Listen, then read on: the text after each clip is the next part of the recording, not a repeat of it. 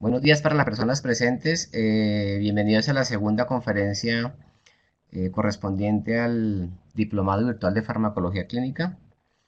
En esta vez, la conferencia tiene como tema central hacer una revisión de la toxicidad de los preservantes oculares, que son sustancias que hacen parte del medicamento. En la década de los 50 o hacia los años 1950, el tema de los preservantes como constituyente del medicamento se introdujo y constituyó un gran avance, pues el objetivo era prevenir la contaminación del contenido, o sea, el medicamento, después de que éste se abriera y el paciente pues empezara a utilizarlo. Y fue un hit. Sin embargo, 40 años más tarde, numerosas publicaciones y estudios clínicos lograron demostrar los efectos nocivos que estas sustancias tenían sobre estructuras anatómicas propias del ojo. Entonces los preservantes como tal tenían toxicidad o se han demostrado toxicidad sobre la córnea, la conjuntiva, la película lagrimal y llevaba a causar síntomas como irritación, cambios como inflamación y sequedad ocular. O sea, empezaban a ver que los preservantes oculares como sustancias eran un agente causal de ojo seco independiente del principio activo con el que fuera combinado y independiente de la duración del tratamiento. Obviamente, pues como veremos más adelante, entre más tiempo estuviera el ojo expuesto, mayor riesgo de toxicidad. Algo que debemos aclarar es que en Colombia está establecida la diferencia entre lo que es un conservante y un preservante. Aunque en algunos países, inclusive en Francia, donde son pioneros en el uso de sustancias sin preservantes, que es la nueva ola en el uso de medicamentos a nivel ocular. En Francia se usa indistintamente el término conservante-preservante. No hay una diferencia clara al respecto.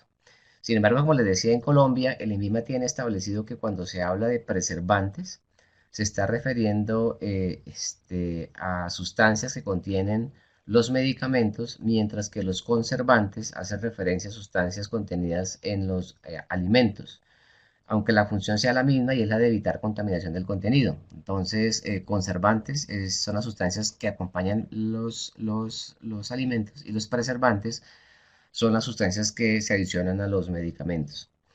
La toxicidad de los colidios con preservantes puede traducirse en una alteración de la película lagrimal, entre otros tantos cambios que producen, una lesión del epitelio de la córnea y la conjuntiva, y puede haber también un aumento de la permeabilidad del epitelio. Más profundamente, en estructuras un poco más profundas, se observa una reacción inflamatoria crónica y una fibrosis subjuntival que también pueden encontrarse a la altura de la trabécula en pacientes tratados a largo plazo. Pacientes, por ejemplo, que utilizan medicamentos para tratamiento de glaucoma, que son tratamientos crónicos, y, sin esos medicamentos pueden tener como parte de su contenido los preservantes, entonces digamos que en ese tipo de pacientes se ven alteraciones de este nivel. Digamos que hace poco tiempo los preservantes eran la única opción para la conservación de los colidios.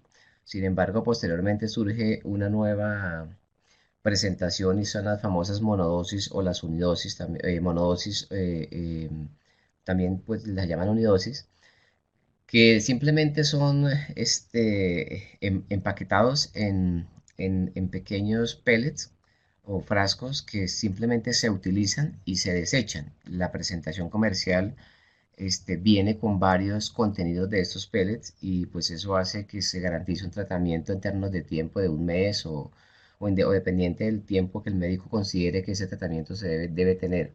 Entonces el hecho de que tengan dosis únicas, esas dosis únicas pues no tienen inconveniente de que se contaminen porque la idea es que una vez que se destapen pues deben desecharse. La idea es que un medicamento de estos, los estudios han demostrado que una vez que se destape a las 6 horas ya se ha contaminado por bacterias del ambiente, aquellos que no tienen preservantes. Entonces, simplemente lo que se ha hecho es fabricar estas monodosis que son de destapar, utilizar y desechar. Entonces, digamos que ahí no hay ningún problema de que vengan sin preservantes. El inconveniente son en los frascos en los cuales se utiliza y el total de la sustancia se encuentra contenida y se utiliza para un tiempo prolongado. En este tipo de frascos en los cuales toda la sustancia o el volumen del principio activo viene en un solo frasco, esos son los que requieren adicionales preservantes oculares.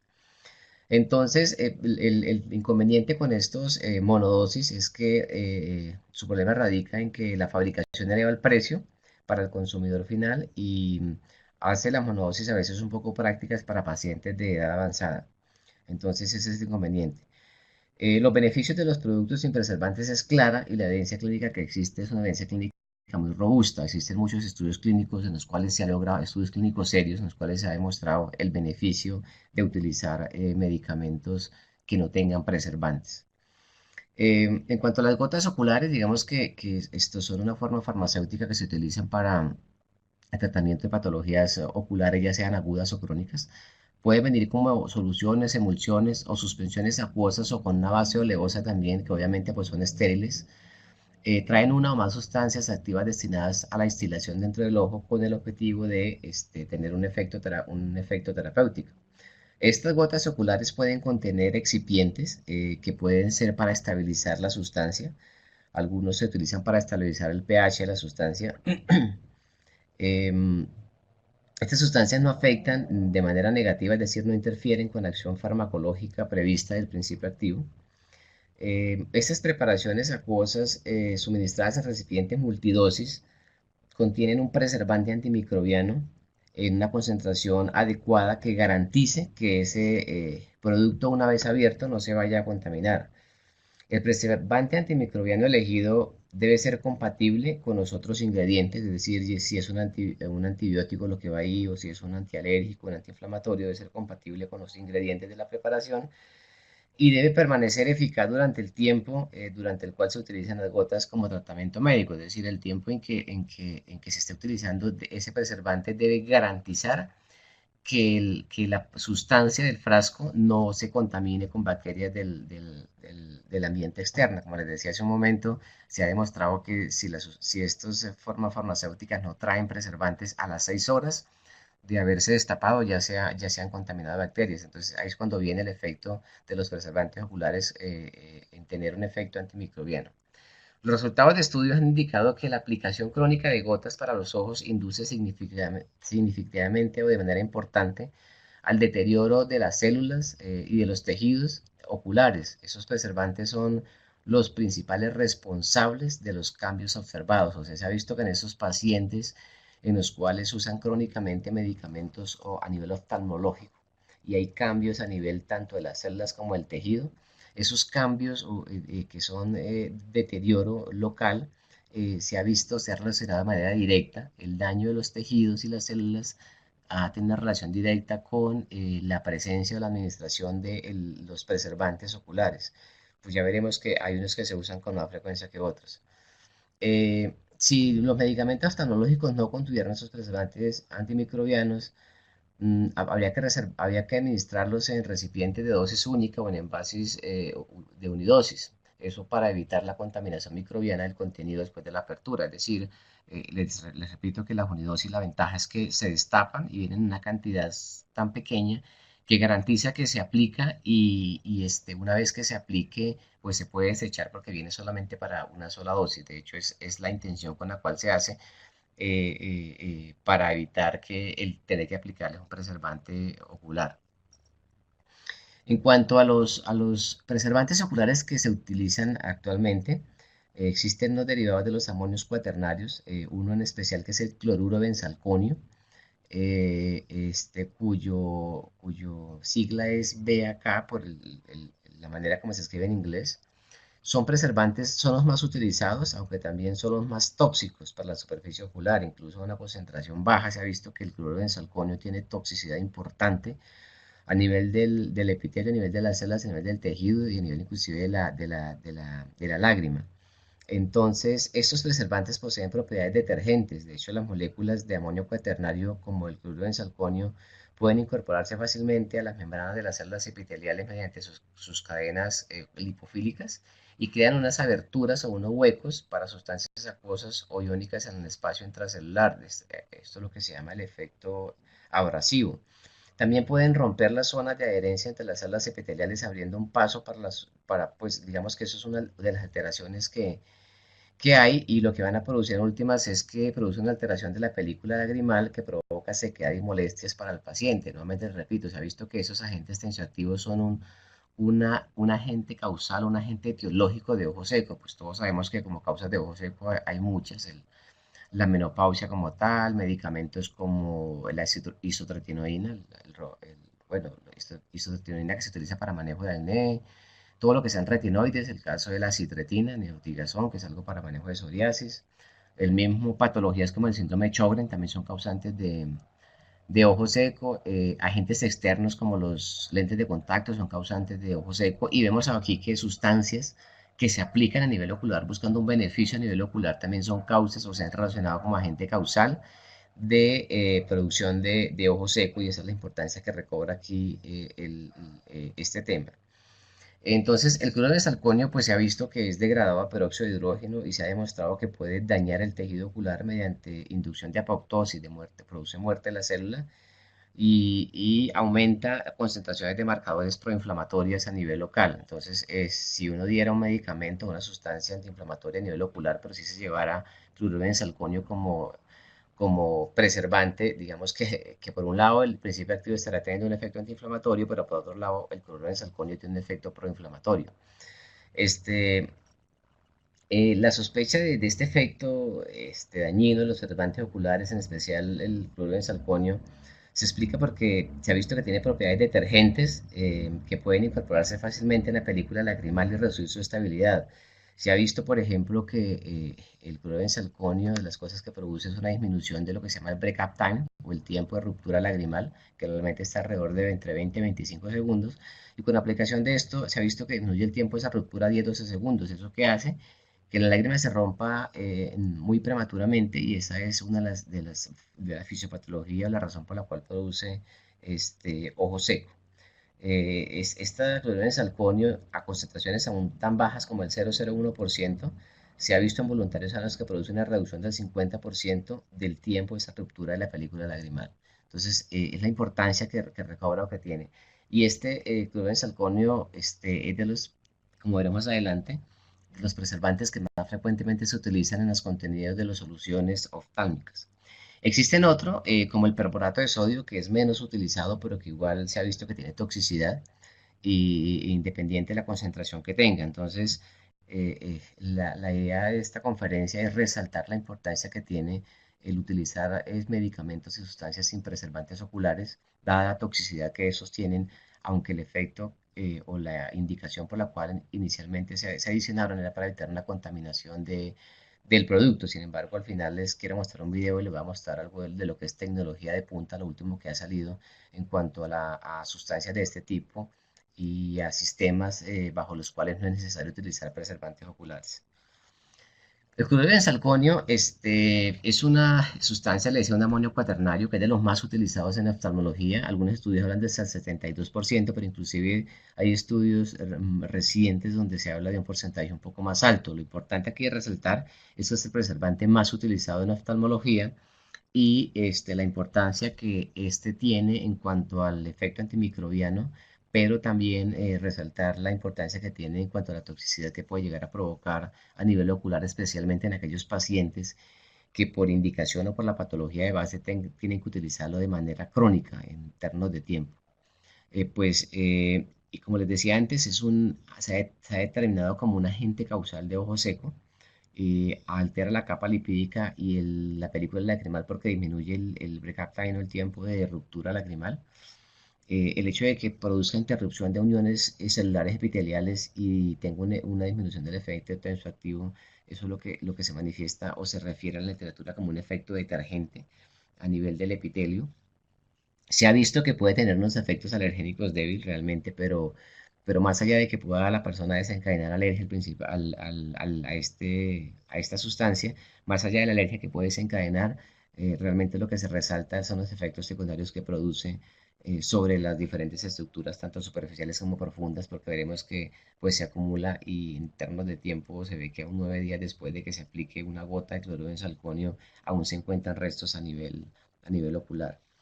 Eh, Obviamente la toxicidad que puede presentar esta sustancia depende de dos cosas. Uno es de la concentración a la cual se encuentra en la forma farmacéutica, es decir, que a mayor concentración, mayor riesgo de toxicidad, aunque la concentración usual en las sustancias, en los medicamentos a nivel ocular en los cuales acompaña el principio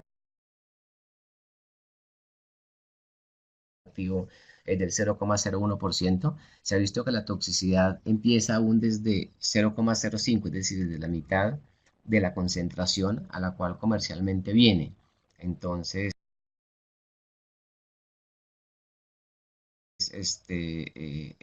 a una pequeñas concentraciones, lo que quiero resaltar, puede tener de llegar a efecto tóxico. Les decía que depende de su toxicidad de dos cosas, de la concentración que tiene y la segunda variable que es importante y que está relacionada directamente con la toxicidad que tenga es el tiempo de exposición. Entonces es diferente si el paciente está expuesto al cloruro en salconio una semana o si el paciente está expuesto al medicamento un año o 2 años, en caso de pacientes de patologías crónicas, como el caso de pacientes glaucomatosos o pacientes que por algún tipo de patología requieren la utilización de algún colirio oftálmico crónicamente, pacientes con ojo seco de base o con qué tipo de patología adicional. Entonces son los dos factores que están directamente relacionados con la toxicidad del cloruro de salconio y es la concentración y el tiempo de exposición del epitelio corneal a la sustancia. El cloruro de salconio tiene vida media de 20 horas, es una vida media larga, y se han encontrado residuos de cloruro de salconio en la conjuntiva aún 9 días después de la aplicación de una gota de la sustancia. Entonces, se dan cuenta, tiene un efecto depósito, y en ese orden de ideas, el efecto depósito afecta directamente la aparición de los síntomas de toxicidad a nivel local. Tiene un efecto acumulativo también, entonces, pues lo que les comentaba ahora, en la medida del tiempo, entre más perdure, pues digamos que como se va acumulando, sus efectos tóxicos pueden llegar a ser mayores. Y en ese orden de ideas, su impacto es a largo plazo en la medida en que su uso sea de manera crónico, dependiendo de la necesidad que el paciente tenga. El cloruro de salcono tiene una toxicidad insidiosa y evoluciona en las etapas de la enfermedad, es decir, cuando se aplica el cloruro de salconio inicialmente, el 70-80% de los pacientes en su fase inicial no son sintomáticos, o sea, no refieren sintomatología asociada con la toxicidad de la sustancia. En la medida en que el tiempo avanza, la cantidad de porcentaje de pacientes que pueden llegar a presentar la sintomatología son menores, pero los síntomas más severos, más moderados, perdón, y en la medida en que avanza el tiempo, de repente los síntomas son más severos, pero una proporción menor de los pacientes. Entonces aquí resaltar que entre más exposición, más riesgo, pero más severidad por el efecto acumulativo que sostienen. Entre más tiempo se acumula más en los tejidos y su efecto tóxico va a ser más grave en la medida en que haya mayor exposición. Entonces, surge ahí, surge la pregunta y la investigación respecto a crear medicamentos o a crear una forma farmacéutica o algún tipo de sistema en el cual no haya que utilizar preservantes oculares para evitar la toxicidad a nivel ocular. Digamos que este tipo de sustancias es algo muy semejante a lo que sucede cuando uno da un AINES para algún tipo de dolor, como efecto analgésico, algún tipo de dolor a nivel sistémico, y el AINES produce, como, pues entre sus efectos secundarios, produce este, eh, gastritis, irritación del epitelio, del epitelio de la mucosa gástrica. Entonces, algunos laboratorios o algunos investigadores lo que han hecho es que adicionan al AINES un inhibidor de bomba de protones y eso se ve en el mercado, pero pues no debería ser así, porque pues digamos que es dar un medicamento buscando un beneficio que es el efecto analgésico antiinflamatorio, pero además de eso, un segundo medicamento para contrarrestar el efecto secundario que produce, que es la irritación gástrica. Entonces, digamos que aquí en oftalmología se plantea el mismo interrogante y es, bueno, ¿qué hacemos con este tipo de medicamentos? Hay que adicionar medicamentos a nivel ocular, pero esos medicamentos deben estar acompañados de preservantes para evitar que se contaminen en el tiempo. Entonces, a raíz de eso surge el proceso investigativo y entonces se propone el uso de medicamentos sin conservantes para evitar efectos secundarios crónicos y lograr mayores beneficios. Entonces, la idea era reducir los eventos adversos de estos preservantes, especialmente el cloruro en salconio, lograr que el paciente pues tuviera mejor tolerabilidad porque pues obviamente el efecto, además de que el paciente tiene una patología de base, se le va a adicionar una segunda que es el que produce el preservante Se plantea también el interrogante de crear una sustancia o un sistema bajo el cual se proteja la superficie ocular de los efectos secundarios de los preservantes. Y pues si un medicamento produce efectos secundarios, efectos tóxicos, obviamente lo que va a producir es una interrupción del tratamiento o una baja adherencia al tratamiento médico. Entonces lo que se intentaba era reducir esa tasa de interrupción y pues que el paciente tuviera una mejor adherencia a los tratamientos para lograr una mayor eficacia del tratamiento médico y lograr mejores resultados en los pacientes. Entonces, pues digamos que en patologías como el glaucoma se intenta buscar una estrategia terapéutica desde el punto de vista tecnológico y de innovación para lograr pues, pacientes que a largo plazo requieran un tratamiento, lograr disminuir la gravedad del efecto secundario de estas sustancias. Entonces, surge a raíz de eso en el proceso investigativo en Francia un sistema. Esto fue creado por franceses, que el sistema se llama ABAC, no es una sustancia, es un sistema como tal, es tecnología de punta. Y ABAC traduce, el A es un prefijo que traduce sin, BAC hace referencia a cloruro de benzalconio en inglés, entonces simplemente es un sistema que se llama el sistema BAC, que lo que está haciendo referencia es que es un sistema que no tiene, no requiere preservantes oculares y hace referencia a cloruro de benzalconio porque es el preservante ocular que más se utiliza. Entonces decía que esa es tecnología de punta, es una cosa que en Colombia llegó hace como unos cerca de, creo yo, unos 5 o 10 años tal vez. Y algunos laboratorios están innovando esa tecnología.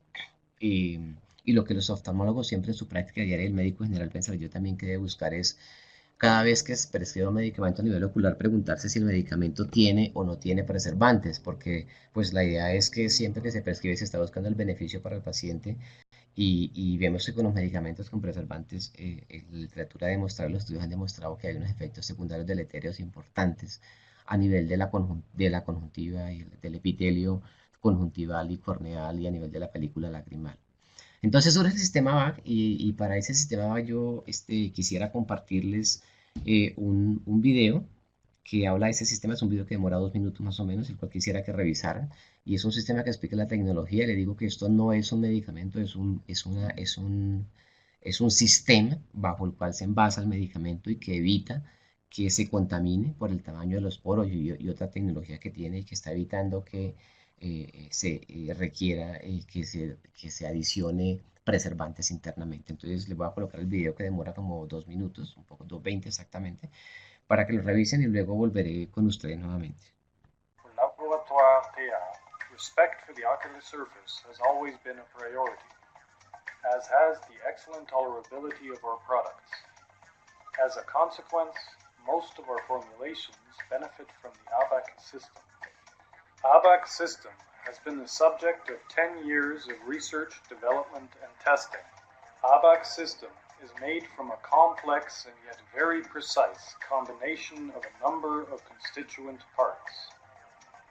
The flexible and ergonomic wall is made of low-density, additive-free polyethylene. A locking system also includes a tamper-evident ring. A neutral microporous pad allows air and liquid flow to be regulated. This hydrophilic polymer membrane is rendered partially hydrophobic by a patented surface treatment. ABAC system is completed with a rounded protective tip. ABAC system is a multi-dose dispenser of 10 milliliters of sterile solution, which is equivalent to 300 preservative-free drops. ABAC system delivers precisely calibrated preservative-free drops. Once the drop is expelled, the membrane filters the residual drop and the air to compensate the depression.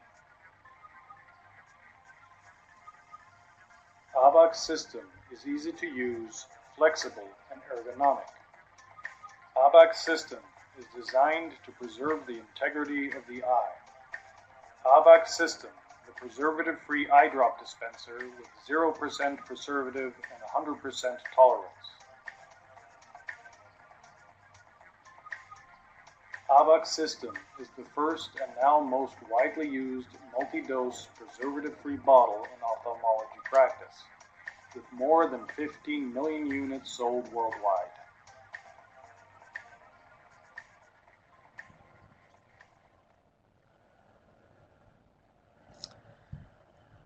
Muy bien, entonces, se me olvidó decirles que el video, pues, no estaba en español, pero igual estaba subtitulado. Y esa es una tecnología nueva que surge como una solución al problema que había de la toxicidad de los preservantes. Es un sistema que, por el tamaño de los poros y la calibración de las gotas, más por el tamaño de los poros, evita que la bacteria ingrese al contenido dentro del frasco.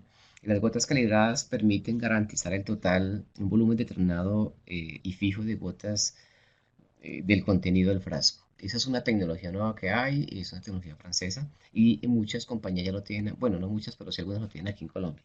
Entonces, era para comentarles eso. Era eso, quiero darles gracias por la participación y decirles pues que el mensaje que quería darles era uno, esclarecerles y concientizarlos de la toxicidad de los preservantes oculares por un lado, que tengan en cuenta en sus prescripciones cuando vayan a enviar un medicamento en el oftalmológico, determinar qué tanta toxicidad puede tener o qué tanto cloruro en salcuña puede tener y ser consciente del efecto secundario y deleterio que la sustancia tiene. Y segundo, plantearles que a raíz de eso hay una solución nueva, algunos productos en Colombia que ya vienen sin preservantes, hay medicamentos antibióticos que vienen bajo el sistema de no preservantes oculares, hay medicamentos para el manejo de alergia bajo el sistema de no preservantes oculares, hay sustancias para manejo de ojo seco bajo el sistema de no preservantes oculares, bajo el sistema VAC. Entonces, existen ya principios activos para patologías específicas que el beneficio para el paciente es que no llevar preservantes no los expone a la toxicidad que estos puedan tener. Ese era el mensaje que quería compartirles hoy. Las personas que estuvieron, pues si tienen alguna pregunta al final,